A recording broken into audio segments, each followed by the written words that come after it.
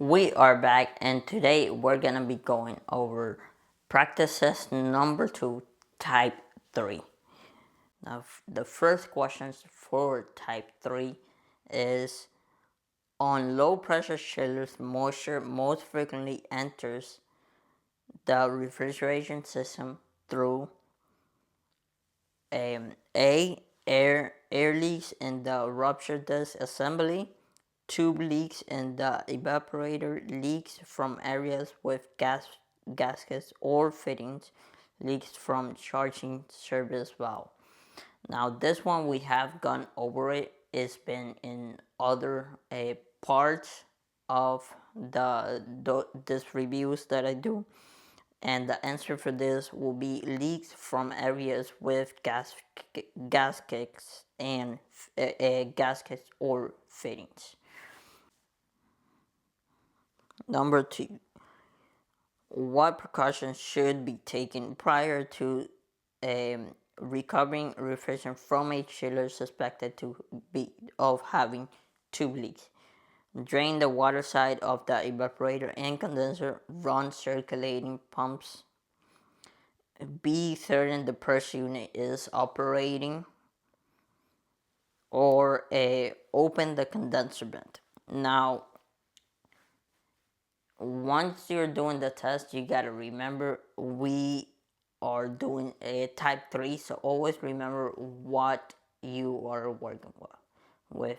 So type 1, core, that will be basic, the laws and regulations. Type 1 will be high pressure, type 2 will be medium pressure, type 3 will be low pressure. So the answer for this one will be A. Since we're talking about chiller, drain the water side of the evaporator and condenser. Number 3, continuous excessive moisture collection in the purge unit of a low pressure, again low pressure, type 3 refrigeration system could indicate what condition? The system was charged with contaminated refrigerant. The condenser or chiller barrel tubes are leaking. The purge unit is not operating properly. The purge adjustment is not set properly. Now the answer for this one will be the condenser or chiller barrels are leaking. So chillers have barrels, so that is probably why you have excessive moisture collection in the purge unit of a low pressure refrigeration system. Number 4, which component is particularly susceptible to leak in a low pressure refrigeration system with open drive type compressors? Chiller tubes, shaft seal, charging connection, shaft bearings. The answer for number 4 will always be the shaft seal. Number 5, starting in 2019, EPA regulation requires that all chillers containing more than 50 pounds of ozone depleting refrigerant that are used for comfort cooling is the key word, be repaired when the leak rate exceeds 5% of the charge per year, 10% of the charge per year, 20% of the charge per year, or 30% of the charge per year. Again, there are 3 types of refrigeration leak rates: industrial, commercial, and comfort cooling. So industrial is always going to be 30% leak rate, commercial is always going to be 20% leak rate, and comfort cooling is always going to be 10% leak rate. So when you have a question like this, just look for those keywords: industrial, commercial, or comfort cooling, and you will have your answer. Again, commercial 20%, industrial 30%, comfort cooling 10%. Number 6, Which of the following cannot be used as a reason to extend the appliance repair deadline? This is kind of obvious. I'll go over the answers. Requirements of federal, state, or local regulations make the repair within 30 days impossible. The appliance is located in an area that is subject to radiological contamination, radiological contamination necessary to repair parts are unavailable. Now, none of this is an excuse to basically to do a repair. The only one that's an excuse, a certified service technician is not available. That is an excuse. So if you don't have a service technician that can go out, you get someone that can go out. So that is not an excuse. Well, that is an excuse. I'm sorry.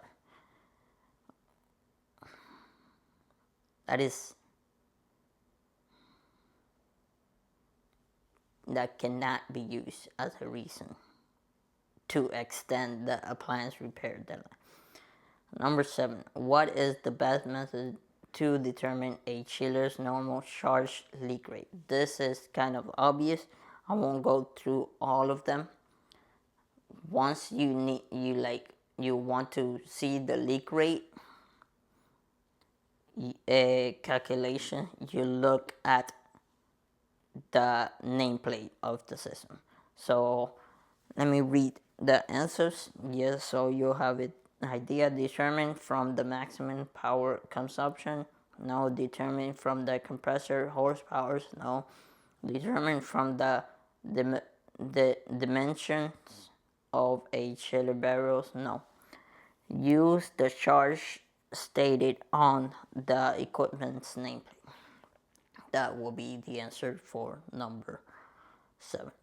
Number 8. Approximately how much refrigerant vapor is left in an average 350 ton R123 chiller at 0 psi once all the R123 liquid has been removed? So when liquor is removed, so it's like 80%. So the answer for this one will not be trace amount, will not be 50 pounds, will not be 75 pounds. It will be 100 pounds because you still got the paper in it. So it will be 100 pounds. When evacuating a system, the use of a severely oversized vacuum pump could cause trapped oil to freeze, cause trapped refrigerant to freeze, cause trapped water to freeze, cause the bowel to freeze. Again, you are dealing with chillers. Chillers have water circulating. You're dealing with low pressure equipment.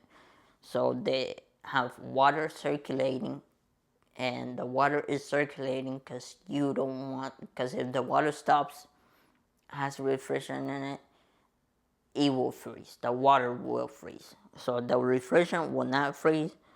The oil will not freeze. It will be the water to freeze. So the answer for number 9 is C. A rupture disk on a recovery vessel for low pressure refrigerant relieves at 5 psi, 10 psi, 15 psi, 20 psi. Now, when it says rupture disk, a rupture disk, you always wanna think of 15 psi. So rupture disk is always 15 psi.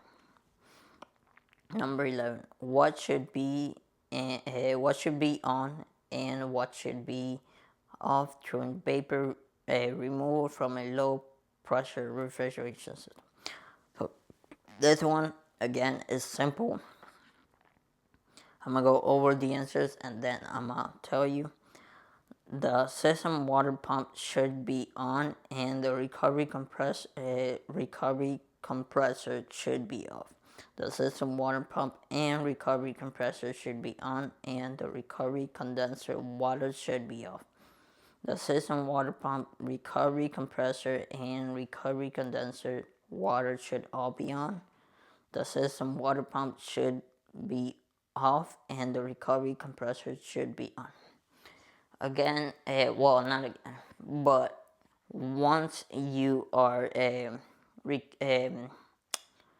once you are doing vapor removal from a low pressure refrigerant or any type of refrigerant, to be honest, you should have everything on. So the answer for number 11 will be C. Number 12. What is a typical advantage of a water-cooled recovery unit? Higher pressure at the recovery compressor, discharge higher pressure in the recovery tank, faster recovery of large quantity of refrigerant, greater percentage of refrigerant. So for number 12 is gonna be a faster recovery. So the bigger the water cooled recovery, well, when it's water cooled, the pressure is lower, so it's gonna be faster recovery of large quantity of refrigerant. Charging liquid R245 FA into a low pressure refrigeration system under vacuum greater than 18-inch HG vacuum can cause the liquid to absorb excess moisture, purge unit to operate, system water to freeze, system water to boil. Again, water is circulating. You are dealing with pressure, so you never want the water to freeze. So the answer for this one will be C. Number 14. Which of the following actions would always be considered major under EPA regulation? So major, once it has the word major, you want to think of the four major components, which is your compressor, your condenser, your evaporator, and the metering device. So those are your four major components. Compressor and metering device, they're the ones that change pressure. And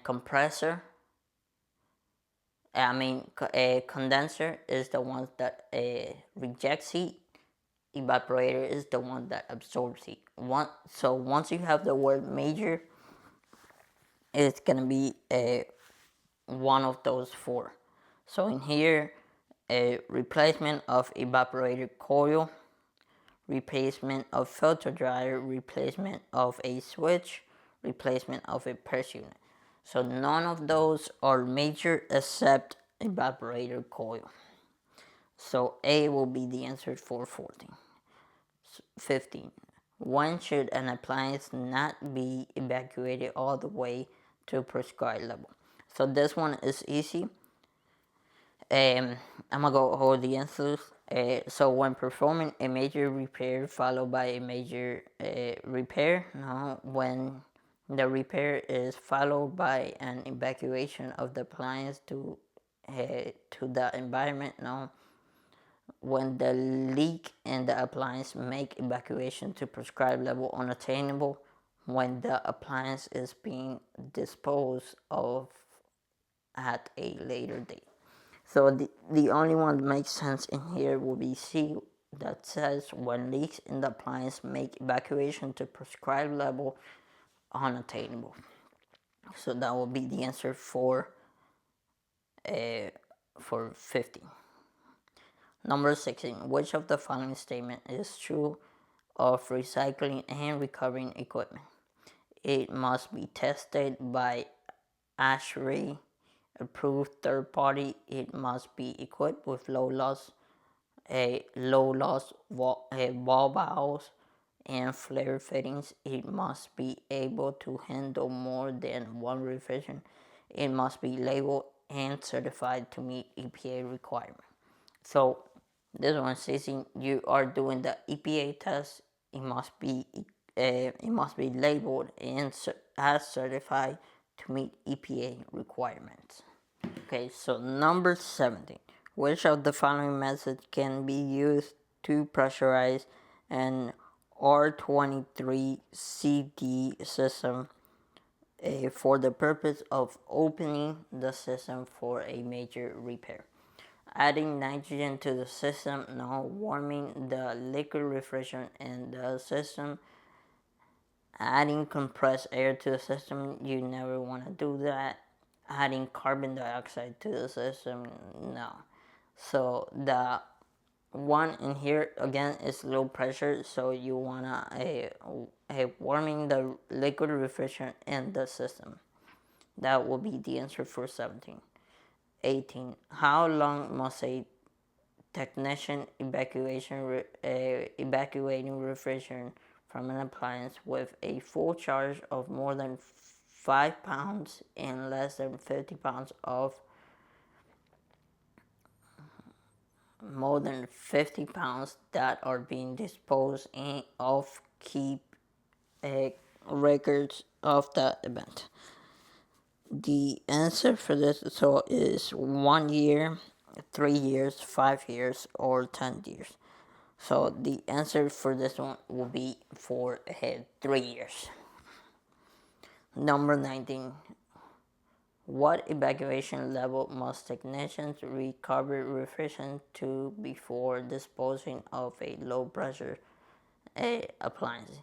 The answer for number 19, let me go over the answers. 0 psi, 15-inch of HG vacuum, 25-inch of HG vacuum, 25 millimeters of HG absolute. So that's the keyword right there. So 25 millimeters of HG vacuum.